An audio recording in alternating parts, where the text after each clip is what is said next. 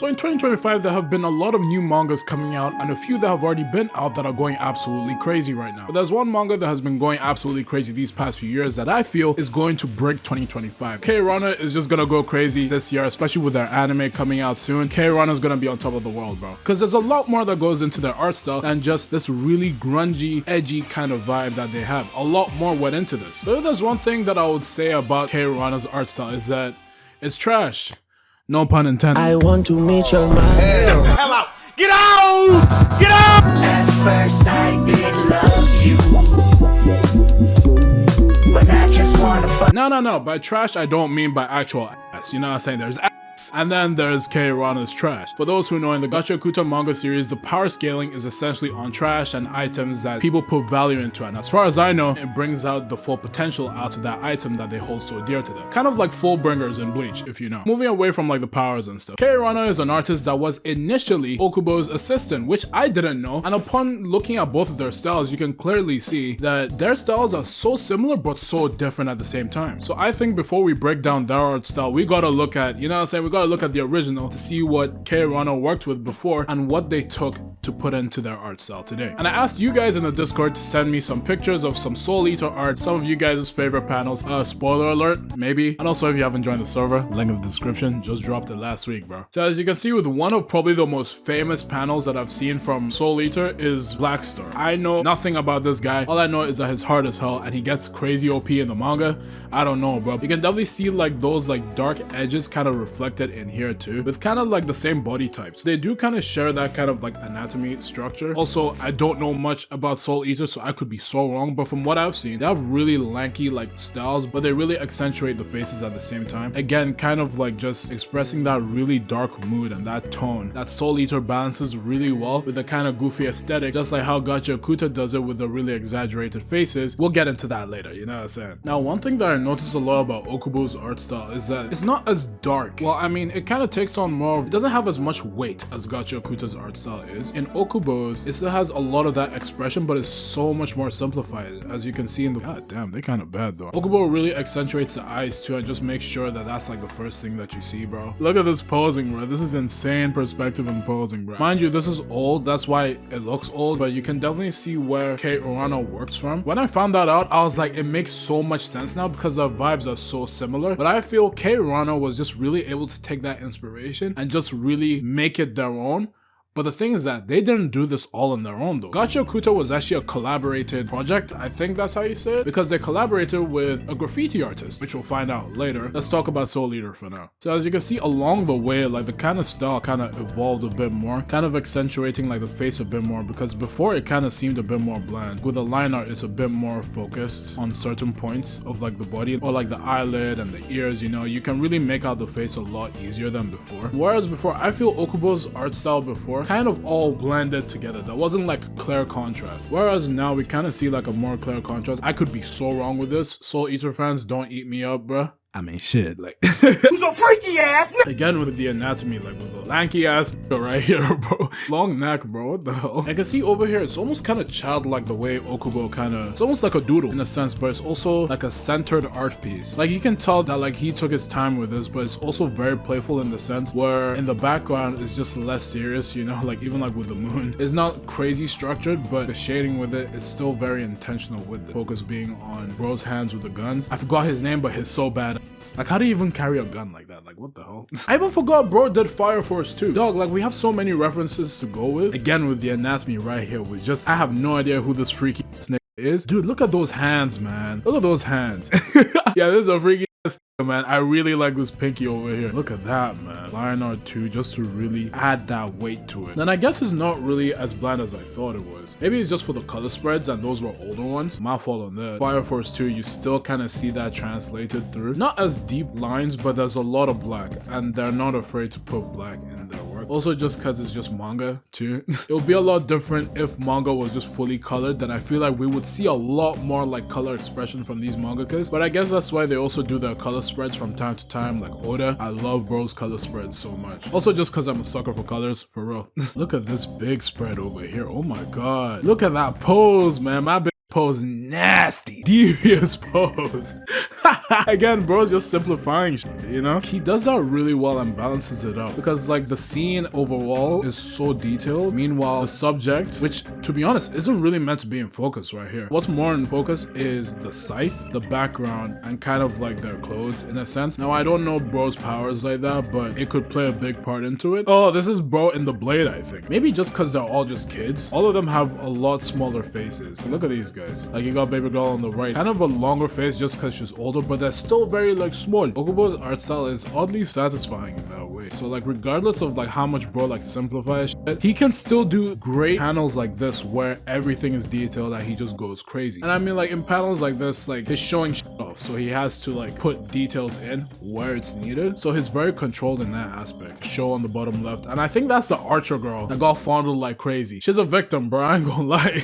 Oh my god, what's this? Whoa! Scrap everything that I said before. The expression of these, man. Wow, this nigga knows ball. Now you can see from these, while comparing it to Kei Urana's like panels, it's very different, but so similar. I wish I did more research on this before making this video, because I might have to read this now, because I feel like I would have so much more knowledge about the art style if I read this. But regardless, oh my god, look at this Fire Force panel right here. Wow, the black lines. Wow, yeah, he just popped off on this, because I guess bro just did something crazy. The hands, man. Fuck, man, that's sexy. With the cross hatching too. Face too. And like the different weights too. Ohkubo, chill out. God damn.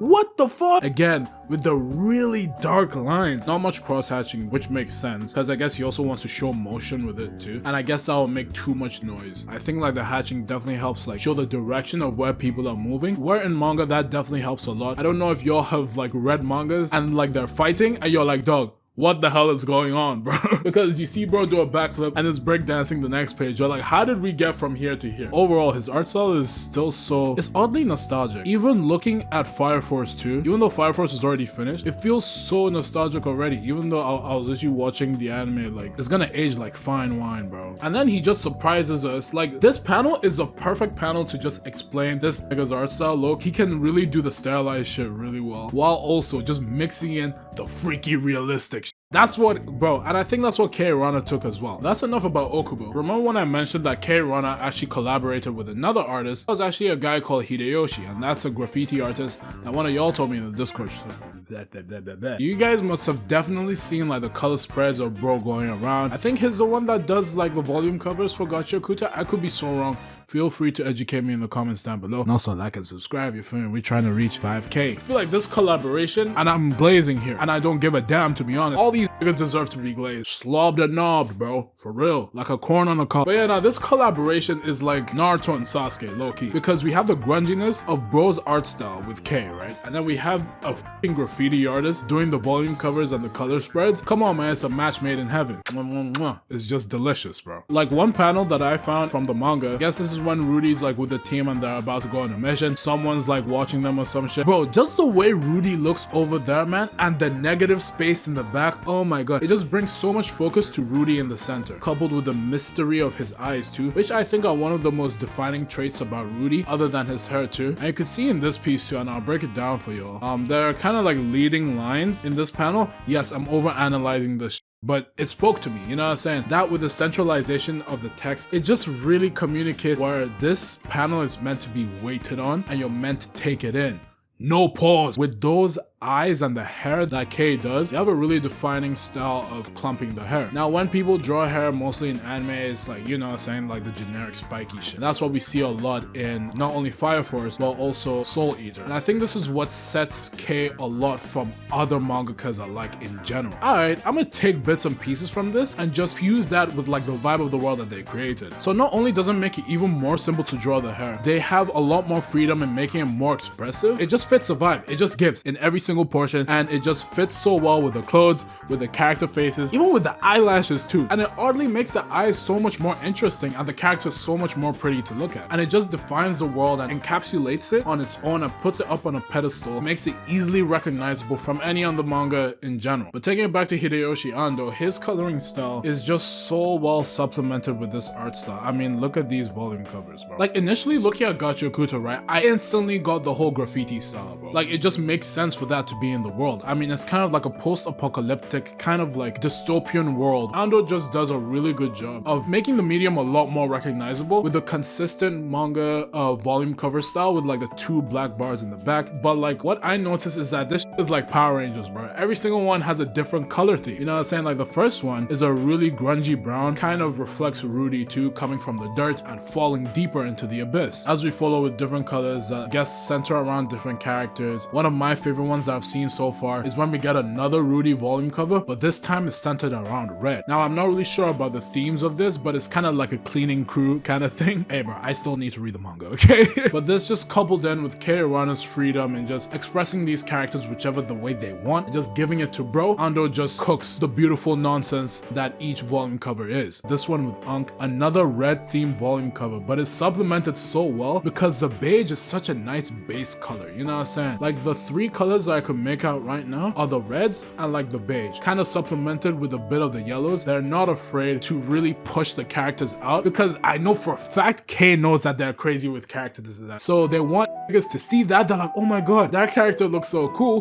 What the hell is this story? And I know that there's so many niggas out see the characters and they're like, oh damn, she bad. Oh damn, he look kind of bad. What the hell is this show? And then they're put onto peak fiction. Come on, man, they're using the baddies for the marketing. I just know Kei's marketing team love them because they're like, could you make more hot characters? And Kei, being a baddie themselves, they're like, here you go, and they're like, boom, sales. And then anime. Please don't fumble the anime, bro, please. But moving away from the volume covers, god damn we yap. Oh my god, fuck, man. Look at this, man. It's so dark, man. With the expression, Kei is not afraid to use a contrast, which is why I think I prefer, me personally, and I'm not comparing these artists, but I kind of prefer Kei's art style more than Ohkubo's. I feel like Ohkubo's is a great baseline, really cool in those intense moments, but I feel like Kei just takes all that sauce from Ohkubo and adds their own shit to it, and it just creates something so good. And I think that's why it's so good to have like references to like build from. Again, with the hands too, with the mouth too. Look at this. I don't even know what the hell is going on, but I just know that I'm not meant to be here. Like, the size of this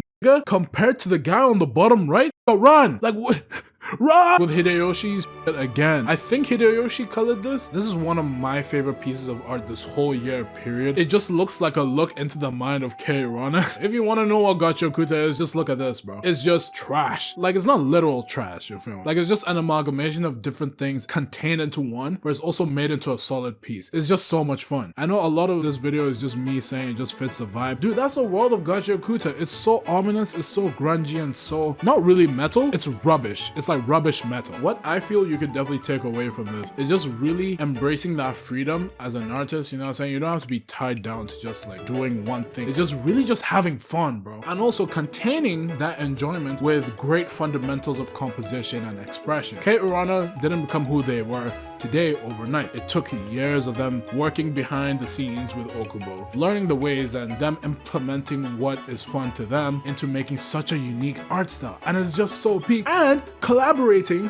with other people that kind of fit that same vision that Kei has for the medium as a whole. And like, if you follow them on like their social medias, they're always cooking, bro. Kei just really has so much passion for this manga series, and I'm really excited to see where this goes. I'm gonna be reading this during the weekend, so I can't wait, bro. I'm gonna just binge this whole thing. Be sure to like and subscribe, and you know what I'm saying, do all the likes. So you're still here?